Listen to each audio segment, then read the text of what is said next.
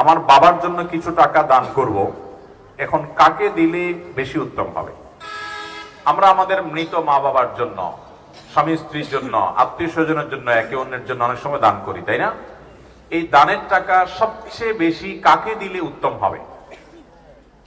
এ ব্যাপারে নবী করিম সাল্লাল্লাহু আলাইহি ওয়াসাল্লামের হাদিসের দিকে তাকালে আমরা দেখতে পাই, দানের জন্য সবচেয়ে উত্তম হলো নিজের রক্ত সম্পর্কীয় কোনো আত্মীয় স্বজন যদি অভাবী থাকে তাদেরকে দান করতে হবে। তাদের হক এবং অধিকার সবচাইতে বেশি।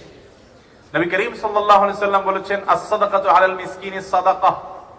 একজন অনাত্মীয় ও গরিব অভাবীকে দান করলে শুধু সাদাকার সওয়াব পাবে, দানের সওয়াব পাবে, কিন্তু ওয়াস-সাদাকাতু আলা যিল কুরবা সিলাতুন ওয়া সাদাকাহ। যদি তুমি আত্মীয় কোন গরিব হয়, সেই গরিব আত্মীয়কে দান করো, তাহলে তুমি দুটি সওয়াব পাবে। এক হলো আত্মীয়তার সম্পর্ক রক্ষা হলো, সেটি একটি সওয়াব, আরেকটি হলো দানের সওয়াব। এজন্য আপনি কোন দান, কোন দাক্ষিণ্য, কোন আপনার